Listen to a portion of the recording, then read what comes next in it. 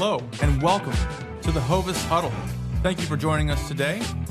Today we will have episode 2. Not sure what we're going to name it yet, but it'll be something good. Today we have a fantastic agent with us to speak about his journey as an insurance professional, as a veteran, as a husband, and an all-around swell guy. Today we've got Holden Kiefer with us today. Ooh, there we go. So I'm Nolan Ebbinghaus, the agent sales director for Hovis and Associates, and I'm joined by Holden Kiefer. How's everything going, man? How's your morning? Pretty good. Just prepping for everything going on in life. Kind of getting to that part of the year where it starts to get kind of slow in the business. Mm-hmm. There's not quite as much going on as there has been the last 4 or 5 months.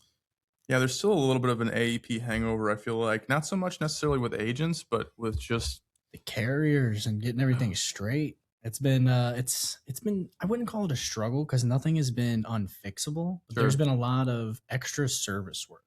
Yeah. I definitely didn't get to do as much hunting as I wanted in OEP. And it's not over, but for me it kind of is. Once we get into March, my wife's due any day now. Yeah. And so speaking of which, I wanted to I went on my trip and all that good stuff, and I wanted to bring back something for as many people as I could. There's only so much space in your bag. Yes. So I brought you and the missus both. This is called a yadom. I'm not sure if I'm pronouncing that right, but this is like a quintessentially Thai thing. And they're a little hard to open, but basically it's like, I guess herbs and spices for lack of a better term. What did you bring me? And it's in like a cheesecloth thing. And what you do is you open it up and you sniff it, and it kind of opens up your air passageways. Like some smelling salts. Yeah, it's not quite as intense as a smelling salt, okay. But it's helps if you're like, oh man, this is boring. I need to get a little pep in my step. I need to snap out of it, or like maybe a little nauseous or something like that. Okay. Just take a quick little whiff of that. Pretending like I can read it. It's got cool pictures though. Gosh, I couldn't read it. I couldn't even read if it was in English. It's so small. It is pretty small. But yeah, that's for you and the missus. Thank you. I apprate that. So she's due any day now.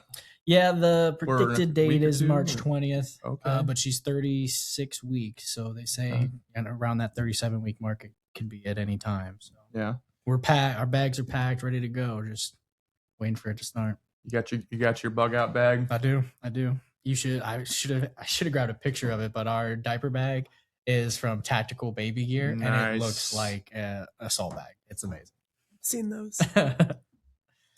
So, just wanted to talk to you a little bit about your overall journey, and congratulations on the upcoming baby. Yeah. But has it been an easygoing pregnancy up to this point, or? I would say so. I definitely know when she's tired or hungry, more so than I did beforehand. Fair enough. But overall, I think it's been pretty good. So, but anyway. Yeah, we're off topic. Yeah. But, what was it like starting out for you? So I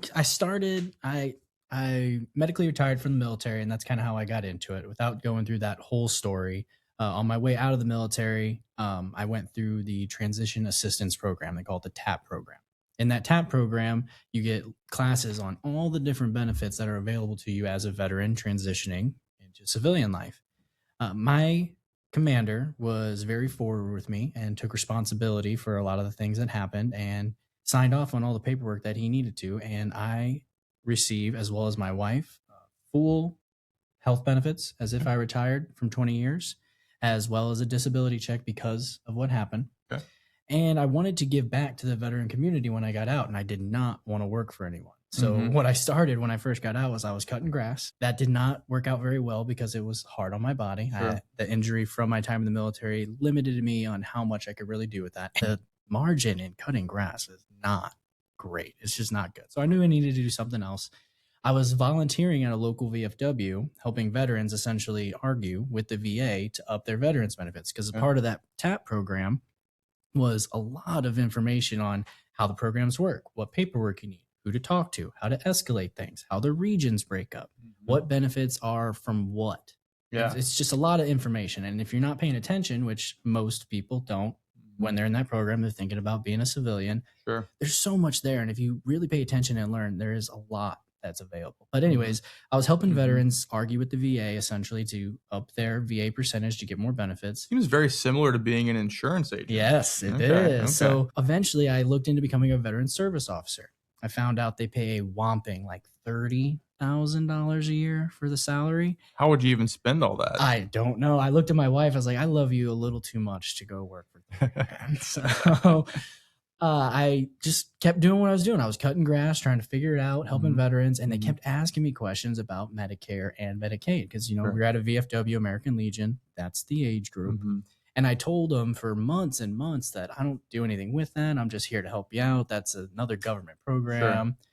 So one gentleman, his name is, I'll just call him Cookie. That's his nickname at the VFW. I won't give his full name on the podcast, but he was sitting down with me and we were going through this. And he said, Holden, I don't know for sure, but I am very confident you can get paid if you help me with my Medicare benefits. And I laughed at him. I was sitting at the table at the VFW and I laughed. I was like, no way. That's a government program. I don't believe you. I went home that night and I Googled it and I started doing some research and I was like, holy crap. He was completely right. And not only that, it didn't take me very long to realize that the veteran community is pretty underserved in the Medicare world because people don't understand veterans benefits and how they work. So they avoid it entirely. Correct. That's what it seems like, at least in most cases. So I looked at that opportunity. I was like, I could definitely do something with that, but I didn't really know how to get into it. So I went to YouTube University and I started looking up Medicare and insurance in general, trying to figure out what I was going to do with it. And I found a group that is actually an integrity group. Oh, okay. Yes. So I found them on YouTube. I started messaging them from the YouTube videos, actually. And one of their people got in contact with me and we started talking back and forth about insurance. And they said, why don't you come down here to Springfield? We can show you a little more about it. We're having an event. I think it'd be a great time. And I was on the phone. I said, well, how am I supposed to get down to Springfield? Like, well, you drive down here. Who's going to pay for my hotel? Who's going to pay for the food? Am I supposed to just leave my wife? And the gentleman on the phone laughed. He said, we'll take care of all that. All you need to worry about is the gas in your vehicle here and back. I'll take care of all your food for you and your wife, your hotel for the weekend, and you come down, you be part of the event. Dang. Sounds like a good deal. And I was pretty much hooked. I was like, oh, insurance is pretty cool. Yeah. That sounds pretty nice. So I went down there, we spent the weekend, and I ended up joining with that group. Okay. That's the FMO level, the MGA level, and all that stuff. And once they realized that I knew about veterans benefits, all of their eyes lit up. They're like, oh my goodness, how do we figure this out? Because nobody is doing this. Sure.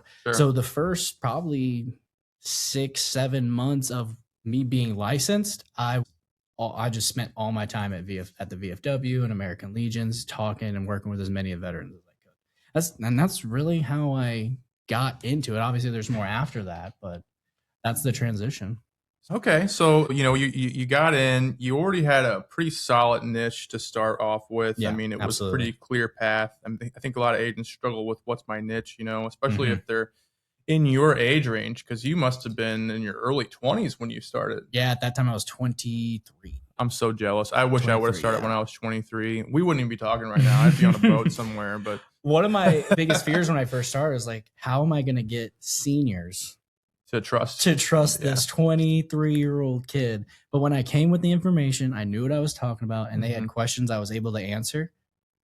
Yeah. They took a chance on it. And, I had the connection, of course, of being a veteran myself. I can pull out my veteran ID, show it to them, and say, if anything is wrong or is messed up, you call me. I will fix it. I will make it right. And I've seen that firsthand. And that helped out a lot. I've seen you talk to a veteran, and I think that there's immediate – well, and of course, there's always rivalry between branches. Yeah, depending on the branch. Yeah. If I get someone, Coast Guard, Air Force, I love them still, but I'm gonna poke a little fun, more so than I would an Army or a Marine guy or gal. That's just how it is. That's just how it is.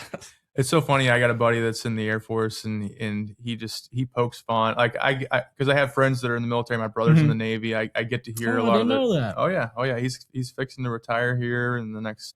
I don't actually know, but relatively soon. Sweet. And he's been calling me nonstop. Well, not nonstop, but he's been calling me, and we've been talking about the private sector a lot. Like, what's he going to do on the outside?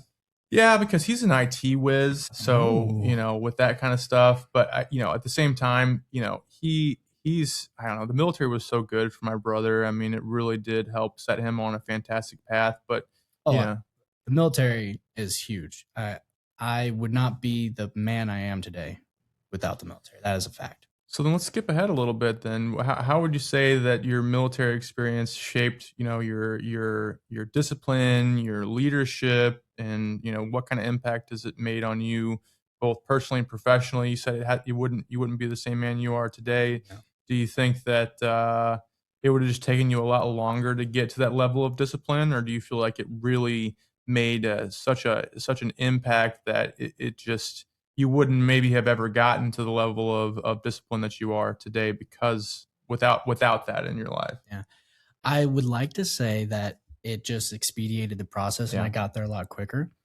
A part of me says, I don't know if I would have even known that certain levels of discipline exist because I'm not the most disciplined person walking around on the planet. There are people who outshine me, obviously, but I don't know if I'd even thought to look that far Mhm. ahead and how disciplined can you be? How many things can you handle? How many things can you do and stay on top of? So it expedited it, and I think it also kind of showed me just how much is out there.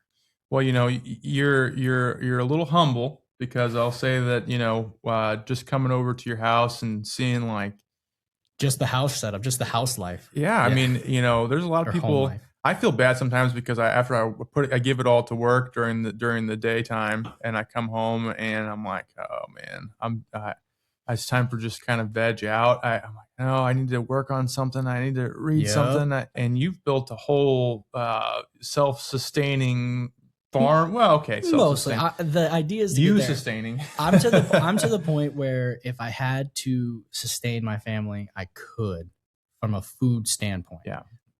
I would say that the discipline that the military gave me, though, everyone wakes up and thinks, oh, I got to go to work. I got to get this done. Here's my laundry list of things I have to get done.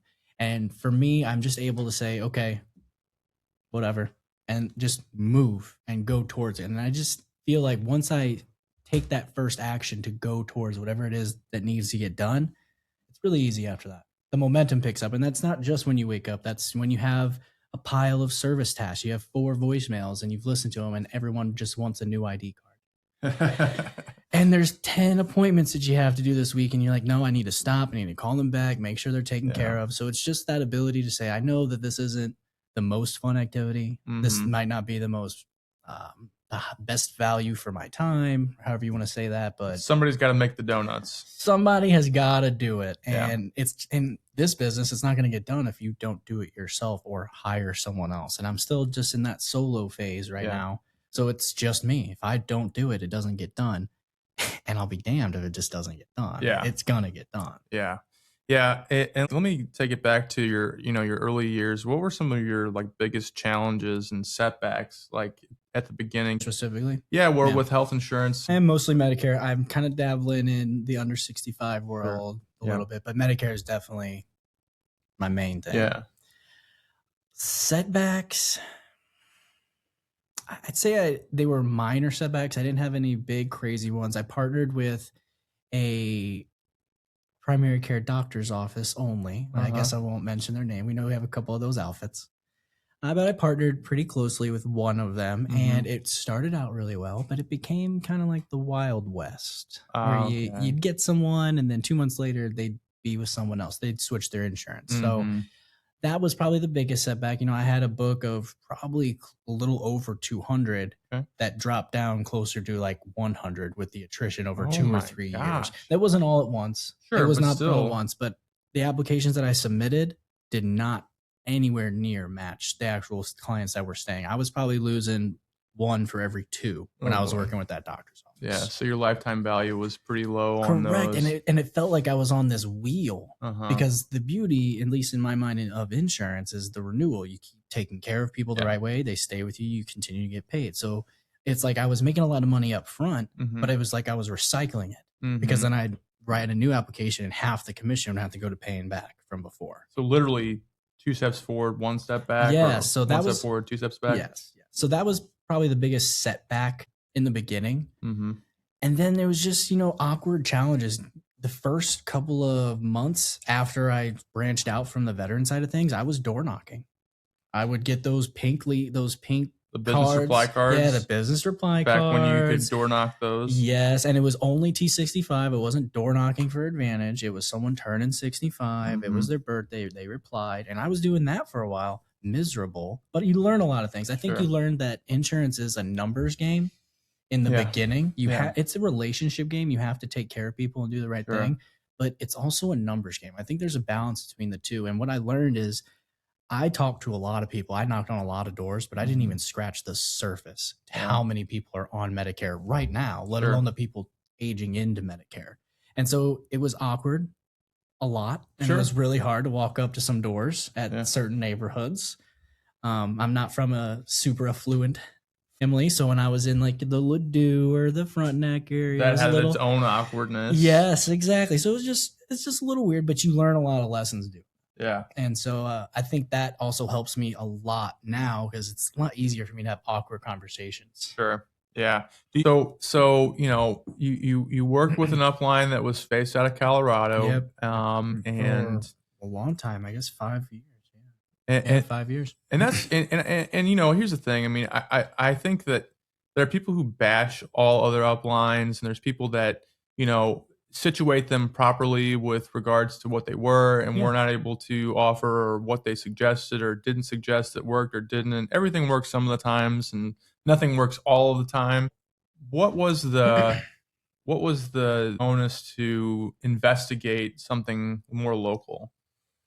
How do I say that? Say it very nicely. Yeah, as nicely as I can. I wasn't particularly happy with the politics of the situation at the old upline. It was a lot of moving FMOs. Remember the FMO MGA? So I did my best to remain loyal to the MGA level. And that person moved, I think, 3 or 4 times.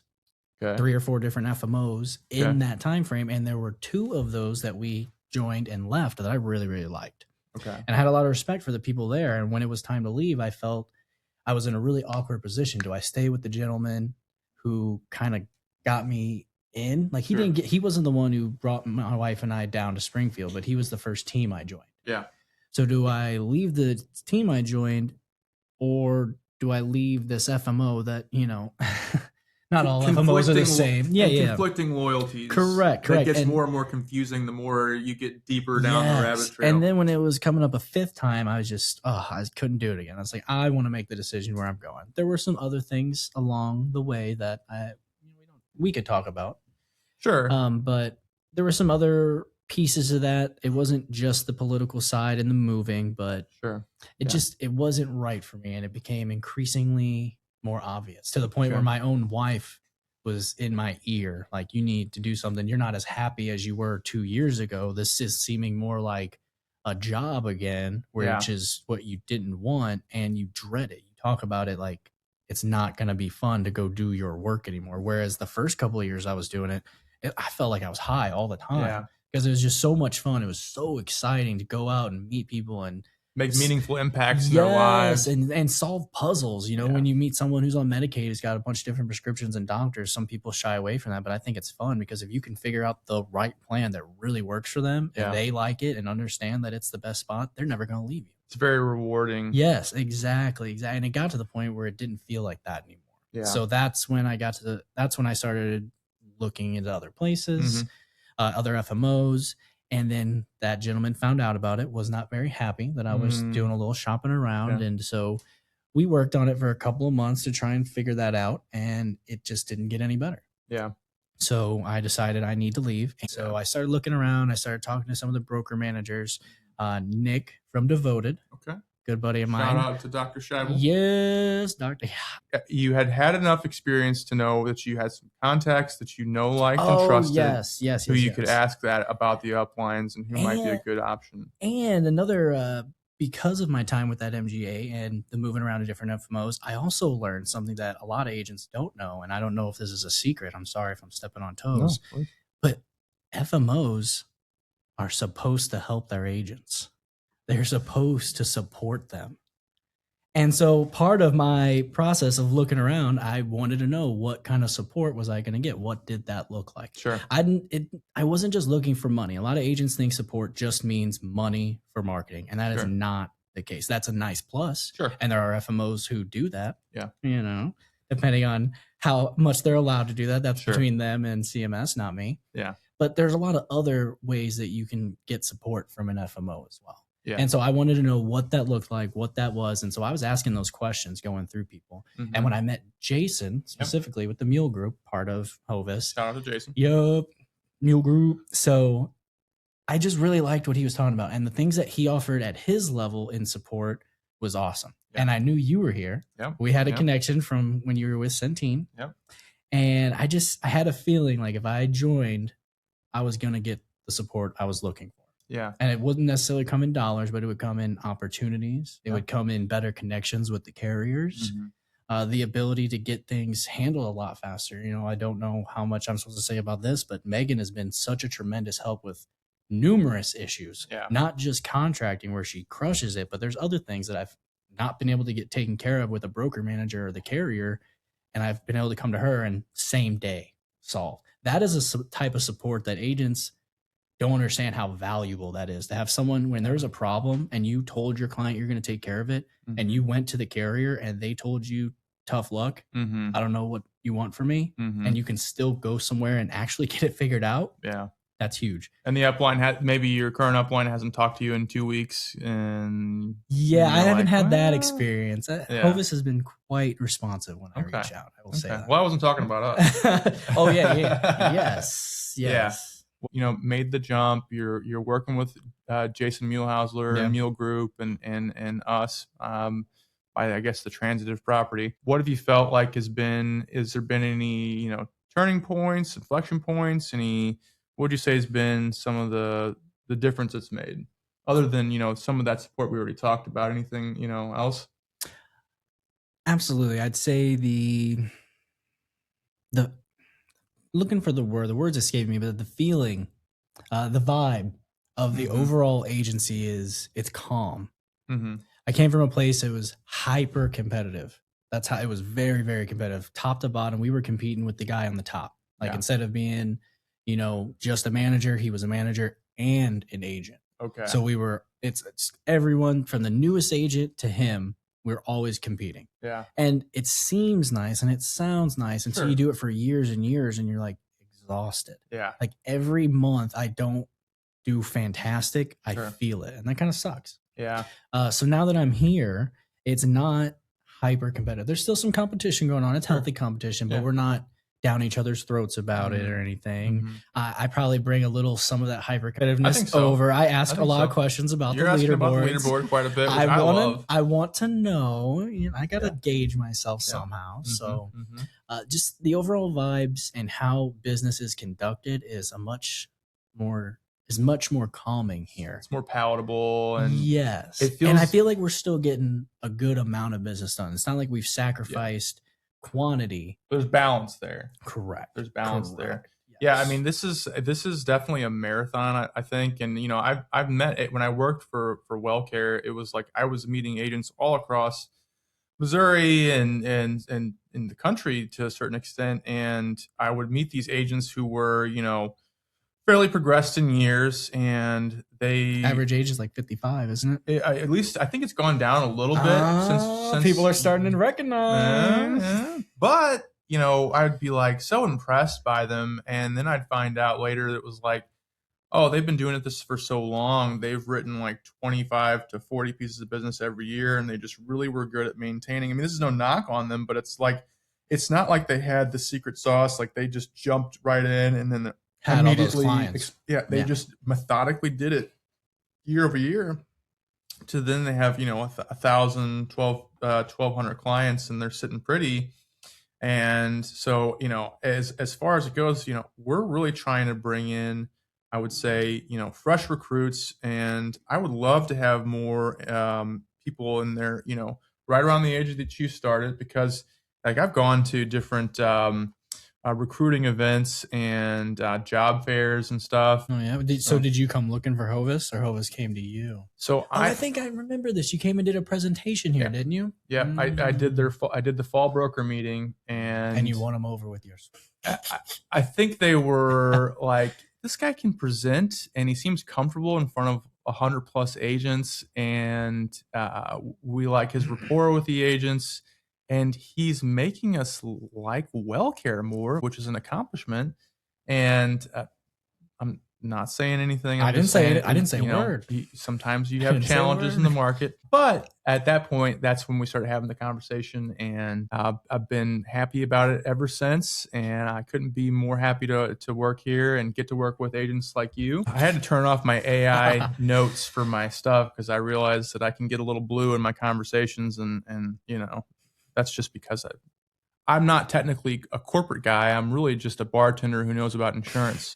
Let me ask you this: as far as new agents who are getting in, what would you tell someone who's investigating what to do with their professional life post college, or maybe they're just not even with a college degree, but sharp enough to be able to pass a test for their licensure, and they're just not sure about getting into commission only sales? What would you suggest, or any tips you would give? Do you think it's a worthy path still to this day to get into? Yeah, absolutely. I do think it's a worthy path to get into. I think it's pretty similar to what you did, where you have a job, part-time job that you work, and then you do this on the side. I've been trying to convince both of my brothers. One is 24, and the other one just turned 20. I am on them. Like, just get your license and take my spillover. The people, because you get people who you don't. It's not awesome to help everyone. Some people call you a lot, text you a lot about nothing. And instead of just, sending them away, I'm telling my brothers, just take a couple of them. If you're in that, like, I just graduated college or high school and you're not going to college, you're trying to figure something out, get the license, do it part-time. If you grab 4 or 5 people a month, in addition to a part-time job or whatever else you're doing that you're shooting for, it can really change the game. It creates a source of income for you. Or a stream of income. It's really not that hard once you know the rules. You have to do the upfront learning to get that knowledge. But if you have that, I promise you know more people on Medicare than you think. You have grandmas, grandpas, aunts, uncles. Guess what? They all have friends. That's true. They live in an assisted living or community living. My aunt lives in a community, like a senior community. And every year since she's been there, I get to go and present every AEP. And I just kind of talk to them about the changes to Medicare. I don't do any sales stuff on the spot, but I say, these are the changes for the year. Here's basic A, B, D, how it works. If you have more questions you need to review, come talk to me. Let's set an appointment. A lot of clients have come from just that. So I would say, get the license, study, get it taken care of, and then just start talking to the people you know. You don't have to go out and push really hard and door knock like I did, or find a niche market that you have to hit from the beginning, especially if you have something else going on or you have a different goal. It might not be your goal to be an insurance broker. To that, I say, awesome. But would a little bit of extra money help you do whatever you're doing? Especially if you just have to pass a test up front. You have to pass a couple every year with the carriers and stuff, but it's just not very hard, and it doesn't cost a lot to maintain the license. You bring up a good point, and you kind of mentioned this with regards to us. I've talked to a lot of younger folks who are trepidatious about getting into sales in general because they think that we're going to have like a boiler room, and I'm going to be down their necks about quota, and like you get to avoid a lot of that stuff. You can be a captive, and I think captives there's a place for that for sure.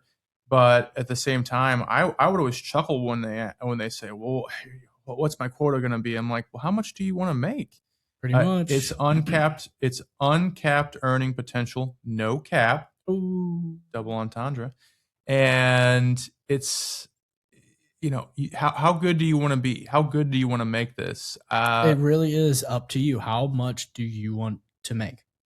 When I see something I want, how many people turning 65 do I have to help to make that thing, whatever it is, mine? It's almost like pricing things in commodities. Yes. How many bushels of wheat would it cost me Yes, exactly. It just makes it a lot easier, you know. If you're looking at something, you see the price tag, you get worried about it. Everyone does when it's expensive.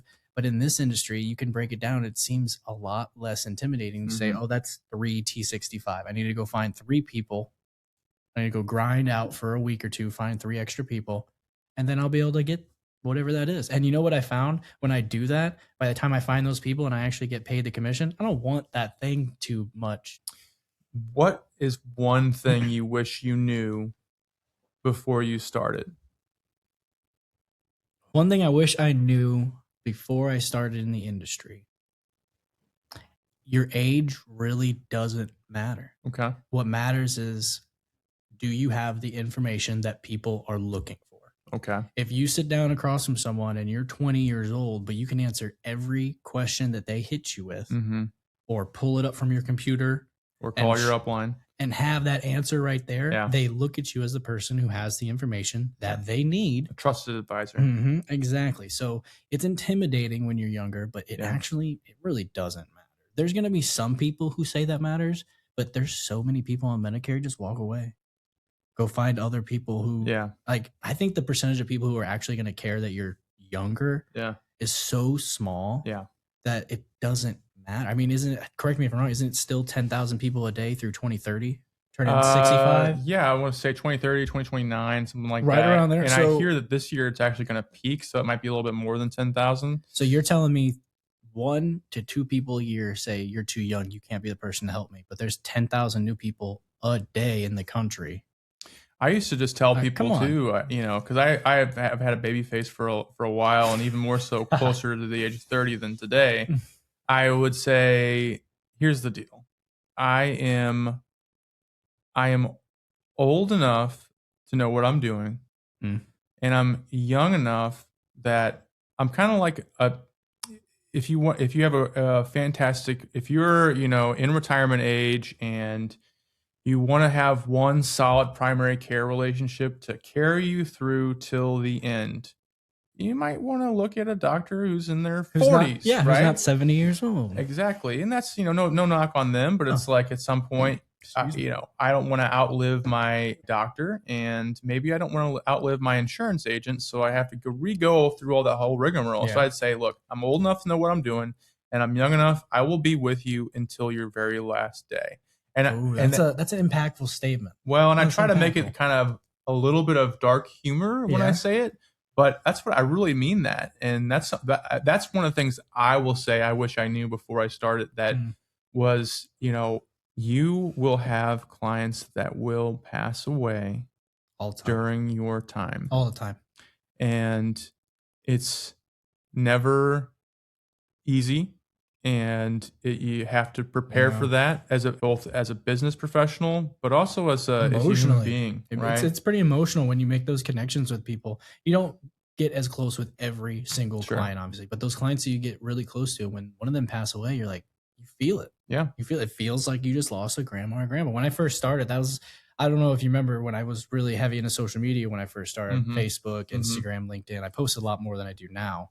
But that's what I used to call everybody. Yeah. My new grandma, my new grandpa. We would post pictures. You can go back and look at that stuff. I used to post a ton. I just didn't get as much out of it as I felt like I needed to.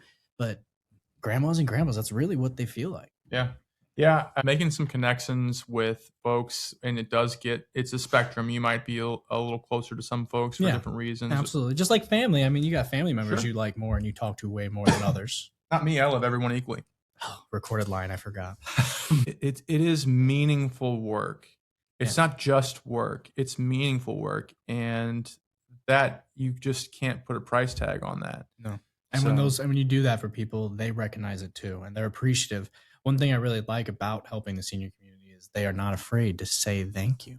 Yeah. When you actually solve a problem for them, they are very appreciative, and they show that. And it makes it a lot better. No, you know, you're not fishing for the thank yous. Sure. But when you help someone and they say, cool, bye, and they walk away, it's like, oh, okay. But I just don't have that experience. A lot of times, you know, we shake hands, we give a hug, whatever it is. You know, I kind of use it as my gauge at the end of the presentation. Yeah. If they're willing to give me a hug, I know I really, really crushed it. If they're like, it's like, okay, you know, we got it done, but better than when I first started and they'd be like, Why are you here again exactly? Like, we've been talking for a half an hour. Let me ask you this. Did you start in the suit and tie? Is that how you did everything? No, I mean, I business casualed it up. I've always been jeans on the polo. That's respect just how that. I do it. I think that people, I have this sales book I just picked up and I read it, and it's like super short. One of the most enjoyable sales books I've ever read, because a lot of sales books start off with a huge, long preamble about why they are the best people or the author's the smartest person on planet Earth. But this one got right into it. And one of the things he said was, where he had an old school sort of perspective, suit and tie. He even said, go up with your suit and tie on and stand to your back with them and take off your suit. Ask them first, you mind if I take my suit coat off? And of course they'll say yes. And stand up and turn your back to them and take off your suit coat, and then turn around like this and say, I'm not wearing the shirt with the hole in it, am I? So in some way, it's like saying, I think that I like to mirror people and their vibes usually. So if I could wear something a little bit downplayed, if I know that I'm going somewhere where they're not going to be sitting there in their living room with a formal dress on or a suit and tie, but at the same time, for me, and there's always more than one way to get to where you're going. It's kind of nice. I've turned a leaf on that, where I'm trying, I think now, to be a little bit more even presentable, where I'll try to put on the suit more often. My meetings aren't as much with clients as it used to be, but even adding that little humor of, oh, is this the shirt with the hole in it? It can help alleviate the, oh goodness, this guy's like super polished and a sales guy, and can I trust him? Kind of thing. I'm just not comfortable in a suit. I have a suit that I got fitted to me, and it's a nice blue color that I enjoy. I don't like being in a suit, and the way I see it is they need what's in my head. And if I'm super uncomfortable and fidgeting and all over the place, I might miss something. I might not be thinking straight. I've only had 2 people say something ever since I've been doing this, and I've done every single client meeting in jeans and a polo. That is how I do client meetings. Well, you heard it. 2 people said something. One was my aunt, and I laughed at her. I was like, I could leave. And she said, no. I was just asking. Oh, you really dressed up for our appointment today, Holden. Yeah, Thank you. Yeah, she's like, aren't you supposed to be in a suit and tie? You're talking about insurance. I said, well, I'm just not the suit and tie guy. Well, let that be a lesson to you if you're in your 20s, 30s, 40s, 50s, 60s, just 70s. Just be comfortable. Just look presentable. Don't show up with ripped jeans and a stained polo. My polo was always clean. My jeans were clean. If I had a stain on them, I would change to a different pair of jeans. You still want to look good and presentable, but it just doesn't have to be a suit. You just look together. Shave your face. Ultimately, you can be yourself. Yeah. And people prefer that genuineness. Correct. When you walk in and you're all salesy in the suit and you pull up in a Mercedes, people have that like thought about you, like, oh, he's definitely here or she's definitely here. I was glad some things. I was glad I pull up in my beat up Kia Optima and I get out in some jeans and I pull my book bag out because I have my laptop bag is a OGO book bag. Yeah. So I just feel like I don't bring that intimidation factor into my meetings, and it's served me pretty well. It's warm and cozy. So, but yeah, basically the moral of the story is you can be yourself. Yeah. People will either like you or not like you. That's none of your business. It's just a matter of meeting enough people that can work with you and want to work with you.